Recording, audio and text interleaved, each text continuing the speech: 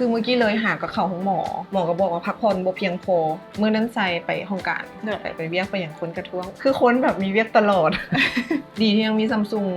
ชีมาโค้ชให้ว่าคันเฮาตั้งเป้าเท่านี้เฮาต้องซ้อมแต่ละมื้อเท่าใดมันซอยเก็บเรคคอร์ดแต่ละมื้อของเฮาโดยเฉพาะ3มื้อมันมา analyze มื้อนี้ Samsung Talk ของเฮาก็มาอยู่นำป้าเป้าเดี๋ยวขออนุญาตให้ป้าเป้าแนะนำตัวกันเลยโดยสบายดีป้าเป้าไฮมานีลาดสวรรค์เทา Miss Universe ลาว 2023 ปัจจุบันเป็นนางแบบนักแสดงและก็เฮ็ดธุรกิจส่วนตัวของกับเฮ็ดเวียกไปนำและก็เฮ็ดเวียกครอบครัวในวงการบันเทิงไปนำโหได้ว่านับตั้งแต่มงเฮ็ดเวียกบ่หยุดบ่หย่อนเลยกันแล้วด้วยความที่แบบ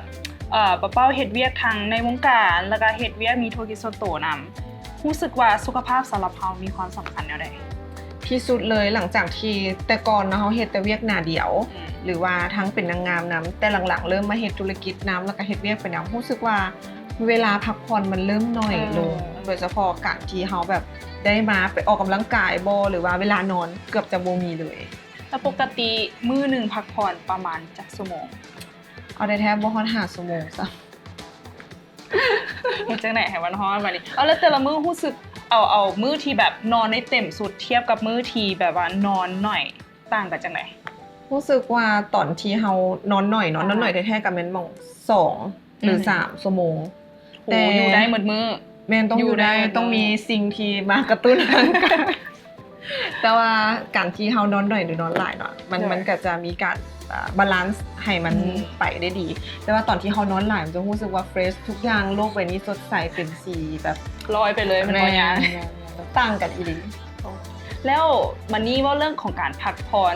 ป้าเป้ามีแบบวิธีการออกกำลังกายที่แบบเป็นปกติบ่ที่เวลาเฮาออกกำลังกายแบบเอาในทิศนึงซะปกติแบบออกกำลังกายอีหยังจังได๋แต่กี้นะคิดว่า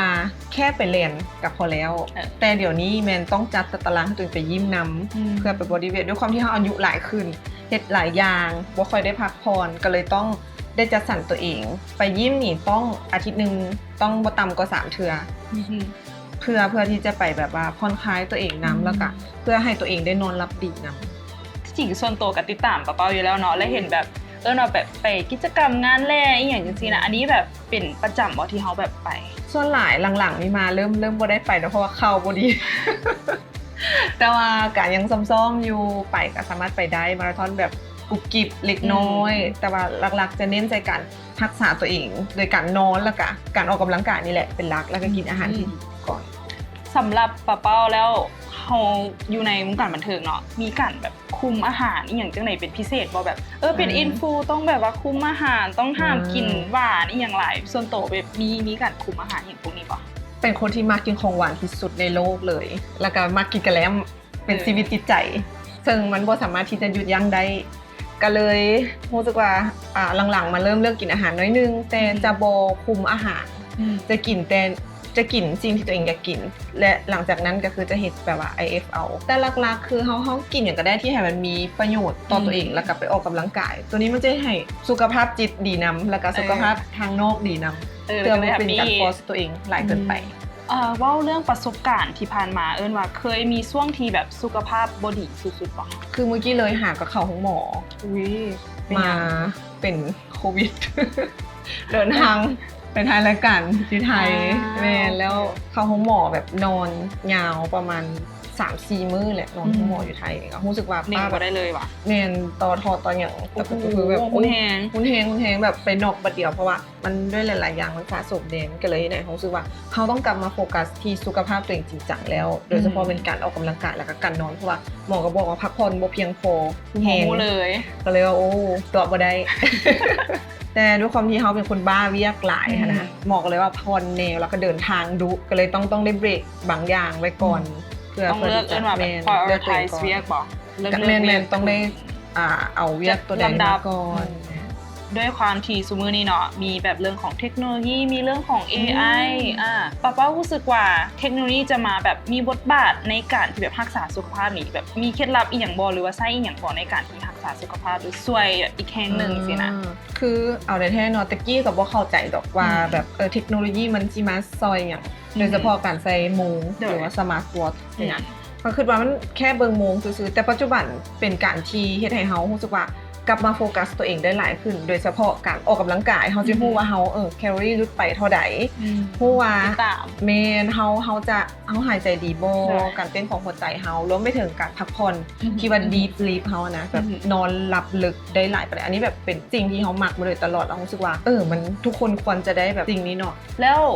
ปะเป้าใส่อีหยังแบบเป็นส่วนตัวที่แบบในการ track เรื่องของแบบแคลอรี่อย่างที่ว่ามาเรื่องการนอนนี่อย่างแบบสินะ ใช่ Samsung นี่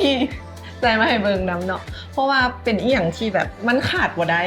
คือแต่กี้เขาเข้าใจว่าการนอนต้องปดโมงแม่นบ่ แมน แต่ว่าตอนนี้ตอนนอนต้องใส่โมงเพราะว่าเฮาบ่ฮู้ว่าเฮาสิรับได้ดนปานใดเลิกปานใดการนอนของเฮาสิมีประสิทธิภาพปานใดแล้วการที่เฮาไปแลนอยู่จิมคือกันหรือแลนอยู่ไสก็ยาแลนนำผู้ใดก็ยาเนาะ อันนี้ก็สามารถ track ได้คือกันว่าพี่ฮอตเสร็จใจบ่รู้สึกว่ามันเป็นประโยชน์กับคือ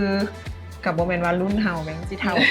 ก็เป็นประโยชน์กับทุกๆคนที่รักษาสุขภาพหรือกำลังที่จะเริ่มรักษาสุขภาพก็คือว่าสมาร์ทวอทช์เป็นสิ่งสำคัญเลย ตัวที่ปะเป้าใช้ปัจจุบันนี้เป็น Samsung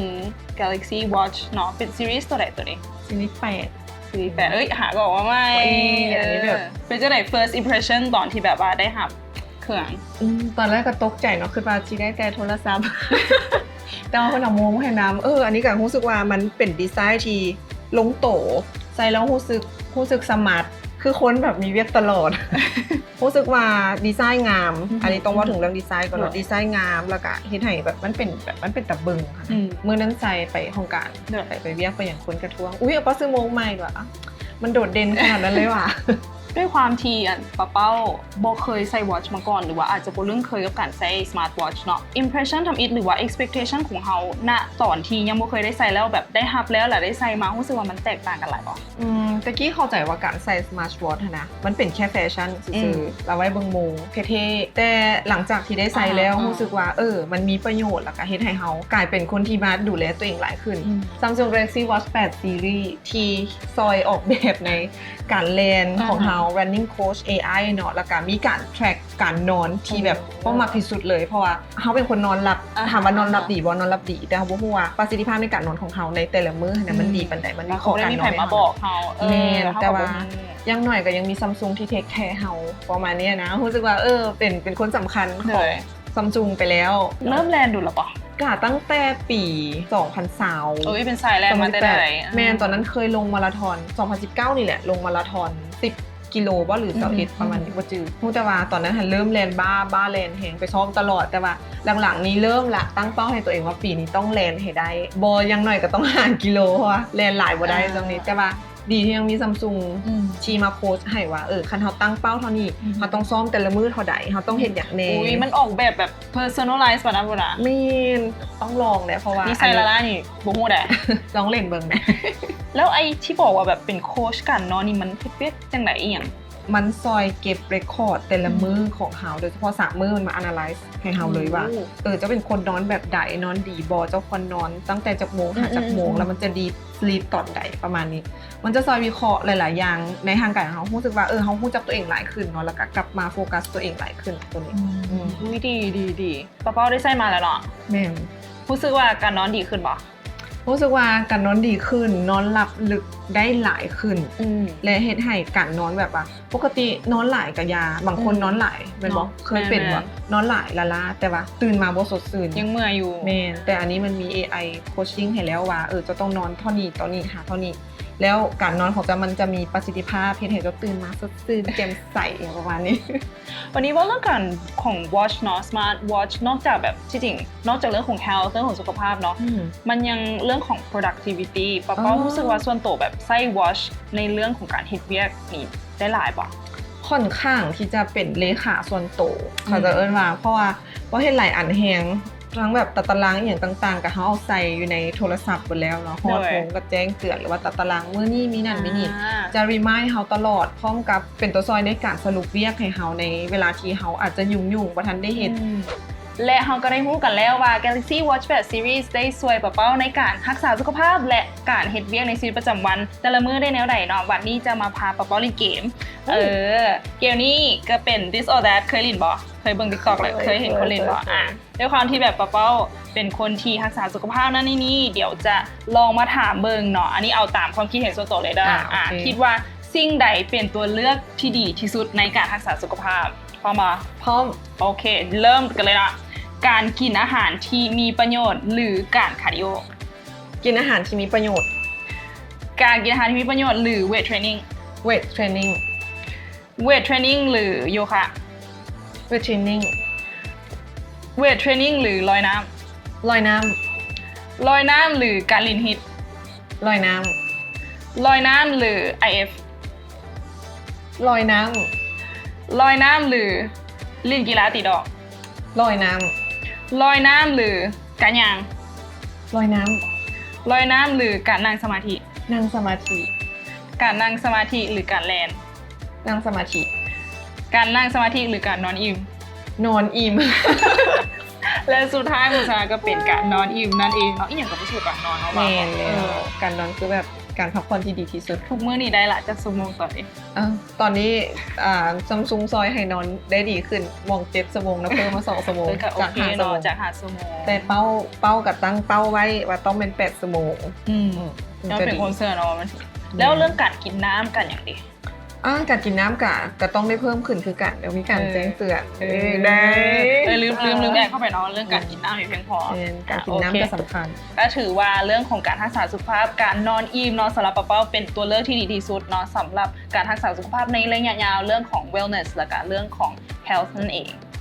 มาเข้าช่วงสุดท้ายกันแล้วกันเนาะเห็นป้าเป้างามๆแบบนี้โบมั่นใจว่ามีแบบ tips and tricks เล็กๆน้อยๆที่อยากจะฝากกับคนเบิงบอว่าส่วนโตวแล้วเฮาเฮ็ดอีหยังให้สุขภาพทั้งกายและจิตนั้นแข็งแรงในแต่ละมื้อ เอาในแท้ตะกี้หันกะเข้าใจว่ามันอาจจะมีแต่ความงามภายนอก แต่ปัจจุบันนี้รู้แล้วว่าความงามแล้วกับสุขภาพที่ดีมันเป็นสิ่งที่สำคัญจากภายในสู่ภายนอกอีกก็มีทริคเล็กๆน้อยๆที่จะมาแชร์เนาะก็คือการมี Galaxy Watch 8 Series ที่มันติดตัวเขาตลอดนะเฮ็ดให้เขารู้สึกว่ากลับมาโฟกัสในตัวเองหลายขึ้นโดยเฉพาะซอยในเรื่องการนอนการเฮ็ดกิจกรรมป้อยเป็นคนขี้ลืมมักแอดทุกอย่างใส่ในโทรศัพท์แต่ทุกอย่างนอกจากว่าผู้ซอยของเฮาก็ยังมี Samsung นี่แหละซอยเฮาได้ทุกบอลเลยทุกอย่างเลยบ่ว่าจะเป็นด้านการรักษาสุขภาพการเฮ็ดเวียกหรือแม้กระทั่งการเฮ็ดให้ตัวเองสุขภาพจิตดี Samsung ก็ยังต้องซอยเลยแล้วก็รีมายด์เฮาตลอดว่ามันต้องฮอดเวลาที่ต้องออกกำลังกายหรือว่าเฮ็ดหยังแน่แล้วประมาณนี้แล้วถ้าเป็นแบบเคล็ดลับเล็กๆน้อยๆที่สามารถช่วยให้คนที่แบบอาจจะสุขภาพบ่ดีบ่กระปี้กระเป๋าในแต่ละมื้อแบบอาจจะเป็นมื้อที่อึดนอนช่วยแบบช่วยให้เขาเจ้ากลับมามี energy แบบเป้ามีแบบเคล็ดลับบ่ลักๆอ่ะถ้าสมมติว่าแบบเฮาบ่ค่อยได้พักผ่อนต้องเริ่มต้นจากการพักผ่อนก่อนต้องพักผ่อนก่อนแล้วก็ที่สำคัญเนาะถ้ามันมีตัวซอยที่ดีคือในการรีมายด์เฮาเลยว่ามันฮอดยามที่ต้องนอนแล้วจะต้องนอนประมาณเท่านี้ชั่วโมงหรือแม้กระทั่งการยืดเส้นยืดสายดื่มน้ำอันนี้ก็Samsungสามารถแจ้งเตือนเฮาได้คือกันทุกอย่างเลยตั้งเลยแล้ว30 นาทีบอกค่อยดื่มน้ำเฮามีโก้ให้ตัวเองแล้วฉะนั้นแล้วสิ่งที่ต้องมีต่อคือคนที่มารีมายด์เฮาถ้าคนเห็นบ่ได้ให้ Samsung เฮ็ดให้นี่และที่ผ่านไปนั้นก็เป็นการแชร์ tips and tricks สำหรับการรักษาสุขภาพของป้าเป้านั่นเองต้องขอบใจป้าเป้าหลายๆเนาะที่มาแชร์ประสบการณ์ให้ทั้งพวกเราได้ฮู้ว่าส่วนตัวป้าเป้าเองแล้วมีตัวช่วยแนวใดในการที่จะรักษาสุขภาพกันไปในแต่ละมื้อพร้อมทางช่วยในการเฮ็ดเวียกหนังสำหรับ Samsung Talk EP นี้ก็จบแต่เพียงเท่านี้สำหรับ Samsung Talk EP หน้าเราจะมีไผที่จะมาแชร์ประสบการณ์นำกันติดตามกันได้สำหรับมื้อนี้บ๊ายบาย